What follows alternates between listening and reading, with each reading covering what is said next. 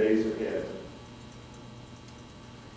You may have heard, the phrase hostile witness in a TV courtroom drama. Usually it comes up when there's a particularly dramatic moment and the lawyer addresses the judge and says, "Your Honor, I would like permission from the court to treat this person as a hostile witness." Now, I'll tell you the legal definition is not nearly as exciting as the TV definition. But it boils down to this, that the witness in question is supposed to be friendly to the lawyer who's speaking. Friendly not in terms of, we just get along and we hang around together and have coffee once in a while, but friendly in the sense of contributing to their cause. And so when the lawyer on TV says that they want to treat their witness as a hostile witness, it enables him to ask questions of a deeper kind. But one of the assumptions behind the term is that a hostile witness is a better witness because they don't agree with the case being set before them. You see, if someone already agrees, then they have a bias. It's assumed that they have a prejudice. And in order to demonstrate that the current witness has no such prejudice because they don't agree, then they're called a hostile witness. And yes, I just made air quotes. Sorry about that. So when we look at the matter of the Magi, we also call them the wise men, or we three kings of Orient are. What we're really looking at are hostile witnesses in this general sense of here are individuals who did not share the Jewish faith, who were not looking for a Messiah, who were not Christians because that term was at least 35 years away from being created at all, who weren't people of God or men of the faith that you and I share. So let's go to Matthew's Gospel this morning. The reading's on page 1497. We've seen the family tree of Jesus. We've seen the great example of faith that Joseph sets for us. And now we're going to see God affirming the identity of his Son through these hostile witnesses. Matthew 2, verse 1. After Jesus was born in Bethlehem in Judea during the time of King Herod, Magi from the east came to Jerusalem and asked, "Where is the one who has been born King of the Jews? We have seen his star when it rose, and we have come to worship him." When King Herod heard this, he was disturbed, and all Jerusalem with him. When he had called together all the people's chief priests and teachers of the law, he asked them where the Messiah was to be born. "In Bethlehem, in Judea," they replied. "For this is what the prophet has written. But you, Bethlehem, in the land of Judah, are by no means least among the rulers of Judah, for out of you will come a ruler who will shepherd my people, Israel."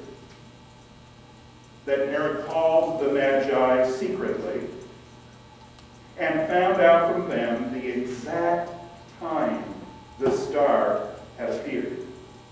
He sent them to Bethlehem and said, "Go and search carefully for the child. As soon as you find him, report to me so that I too may go and worship him."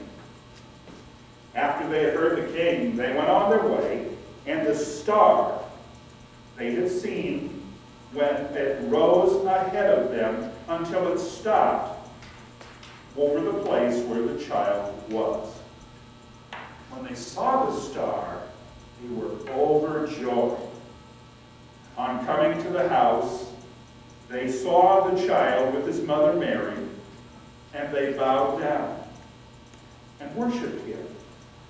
Then they opened their treasures and presented him with gifts of gold, frankincense, and myrrh. And having been warned in a dream not to go back to Herod, they returned to their country by another route. May we show similar obedience when we have been instructed by God. Your message notes are there in the bulletin. We're going to note just two things this morning. The first is that the Magi provided a pagan or non-Jewish witness to Jesus' identity. Non-believers witnessed to the identity of Jesus. When you think about this, it's a tremendous thing that God is doing here. Now, who are these people? Magi. We would call them magicians if the term didn't seem so superficial and so entertainment-oriented. But if you can imagine someone who is at the same time a priest or preacher, a university professor, a scientist, and a member of the president's cabinet, you pretty well have that guy figured out. In our day and age of specializing, these guys were generalists. They knew a little bit or a lot about every religion.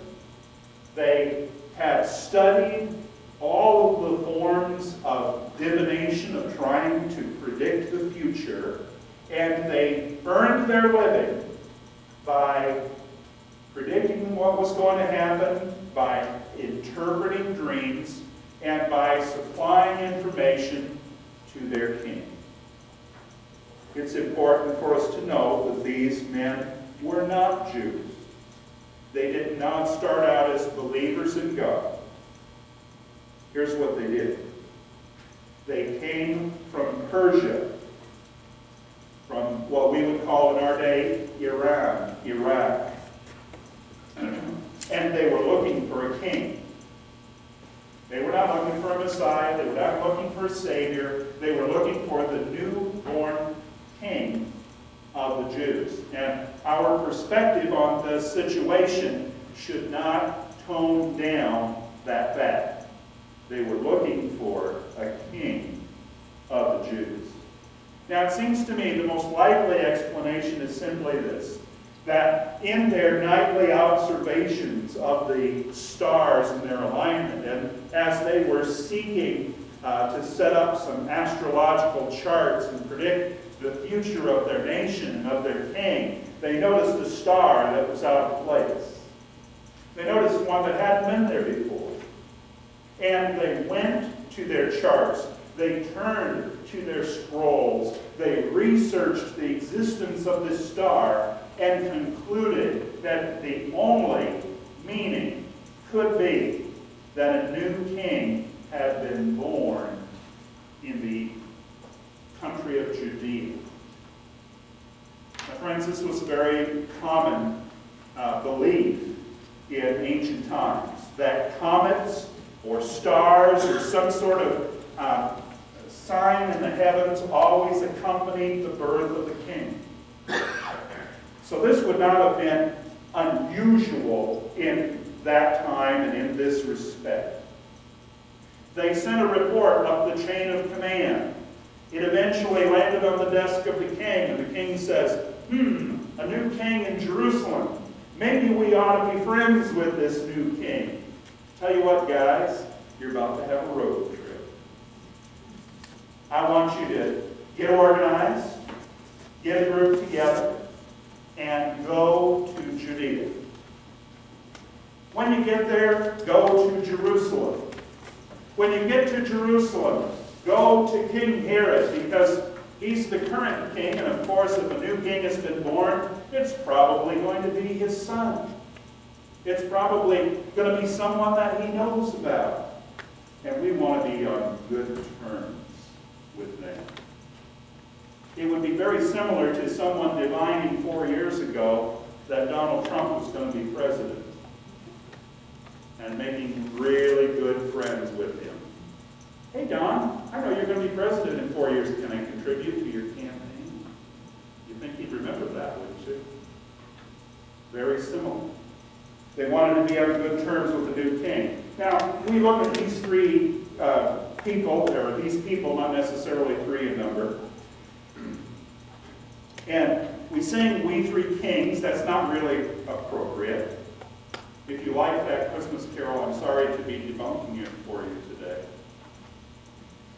But there are some clues in the text about the stature of these magi, that they're not just incidental court followers. These are men of power and they wield influence. Look at verse 3. It shows that when they arrived in Jerusalem, that their question, their very simple, innocent question, hey, where's this king? Was met with disturbance. Matthew tells us that King Herod was disturbed, and we can understand that easily, because he was paranoid. He was crazy. He would do anything to hang on to his throne, including the murder of his own family members. In fact, Augustus Caesar, the ruler of the Roman Empire, said that it was better to be Herod's pig than his son. You were safer to be Herod's pig than to be his son. So we understand that, but why the whole city? Well, I guess this was news to them. A new king has been born.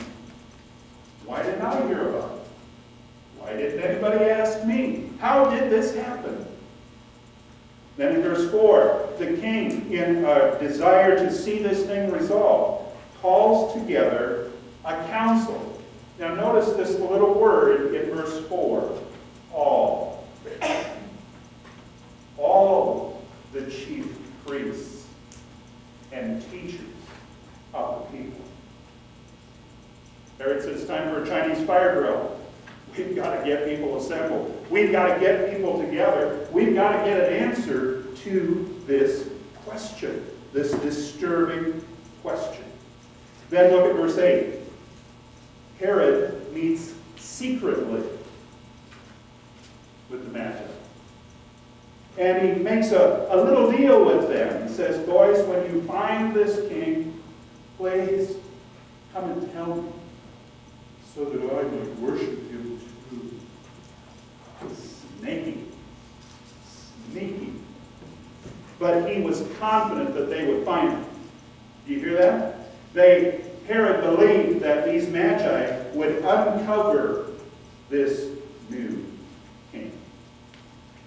The second thing we'll see today is that the magi set an example for us to follow. They're an example to us in two ways. The first is seeking. They went a long way from home to find the answer to their question. When they left their home, they only had a general destination in mind. They knew they were going to the province of Judea. They figured that that would involve a stop in Jerusalem, its capital. And they thought probably that they would go to see King Herod. But beyond that, not so much. And it was there, when they arrived, that all of this started to percolate and boil over. But notice verse 9. After they've met with Herod, after they've set the city ablaze with rumor and innuendo and all kinds of trouble, verse 9 tells us that the star appeared.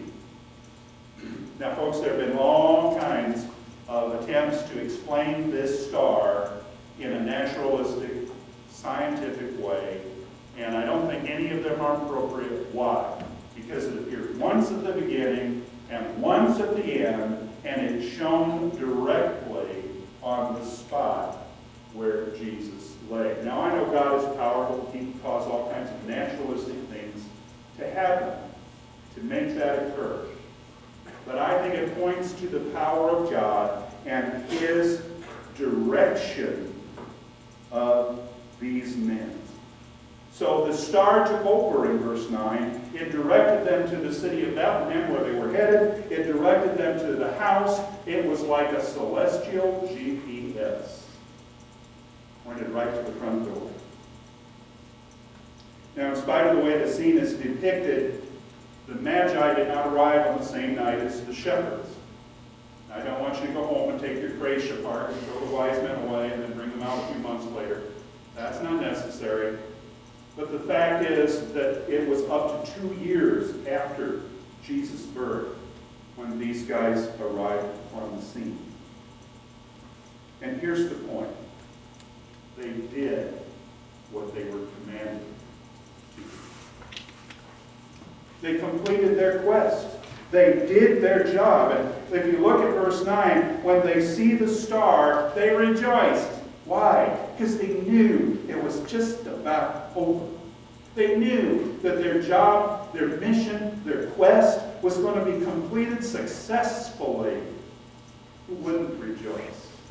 In fact, in the way Matthew writes it in the original language, it really should be translated this way. They rejoiced with great joy exceedingly. Wow, that's over the top. They opened relations with the new king. They bowed down and they worshiped him. They presented him with expensive gifts, those befitting a king. And because there were 3 gifts, we assume that there were 3 magi, but that's not necessarily the case. But here again, we see the providence of God, because the very next thing that happens in Matthew's gospel is that God warns Joseph, again in a dream, to pick up his son and wife and go to Egypt. Well, how are they going to be supported? They are in a foreign land. They've got some gold. They've got a couple of kinds of very aromatic and expensive perfume and incense that can be sold or bartered or spent in order to support them while they're in Egypt. So here's God the Father looking out for God the Son. We notice, secondly, that the Magi are an example of obedience to us. At the end of this section in verse 12, the Magi receive a message from God in the same way that Joseph had in the previous chapter, in a dream. How perfect. Think about these guys. Their job, 24/7, 365 for the king, is to interpret dreams. Now, being a dream interpreter is kind of like being a meteorologist. You're never really wrong. It may not be exactly as you foretold, but you're never really wrong, and you get to keep your job. And so God's talking to them in their language. He's giving them instructions in a way that he knew they would take seriously instantly. But the other thing we should notice here is that God is sparing these magi. Had they gone back to Jerusalem, Herod would not have spared any indelicacy of torture to find out from them where the newborn king of the Jews resided. We'll talk more about Herod next week, but he was a violent and sinister man. And so God was sparing them a fate worse than death by commanding them to go home another way. Now, think about it for a minute. You're one of the Magi. You have this dream. You understand its meaning perfectly. It's obvious to you, but it directly contradicts what the king had told you to do. So now you've got to weigh in the balance, this dream versus this direct command. The command in the dream seems very real, and you feel like you understand it, but it requires you to defy the king. These guys didn't grow up defying the king. They didn't hold on to their job because they were disobedient to the king. Just the opposite. So this is no small decision, but they make it, and they are obedient and they returned home another way. Years later, the baby that they visited became a man, and he taught in these words, "Do not be afraid of those who kill the body, but cannot kill the soul. Rather, be afraid of the one who can destroy both body and soul in hell." And I would say the Magi are an example of people who understand this very thing. Several years ago, when I was a student at then North American Baptist Seminary, now Sioux Falls Seminary, I don't take it personally that they changed the name. Oh, well, maybe a little. But we were involved in a dramatic, comedic interpretation of this passage in Matthew. And believe it or not, I was one of the wise guys. I mean, wise men. And our makeup person, I'm ashamed to say I forgot her name, but she was one of the chief instructors at Stewart's at the time. Unbeknownst to me, of course, got it in her head to have a little fun one evening at a performance. So she took some of her eyeliner and lined the eyepiece of a telescope that I would use during the performance. Can you guess what's coming? So I'm doing my part, and we're having a great time, and I put this telescope up to my eye, and I look through the telescope, and I deliver my line, and I drop the telescope down, and there's a black ring around my eye. Of course, I can't see it. And I delivered the line, and there was this smattering of laughter, and I thought, well, I really didn't do that. And I found out later, of course, what they were really laughing at. Not my great acting skills, not my zeal in portraying the part, but instead the shock and laughter of having been pranked. To this day, I can't tell you what I did to deserve that, but anyway. What do we take away from this? Do we take away a black eye? Or do we take away a very vital lesson? Do we take away from this that these Magi, however many they were, searched for Jesus? Do we determine in our days, in this season, to search for Jesus? And then also, do we take from them our determination to obey God, regardless of the cost? I pray we do. Let's sing a song as we conclude our service today. Number 281 in your hymnal. As we sing, I want to invite you to consider what God has been saying to you today.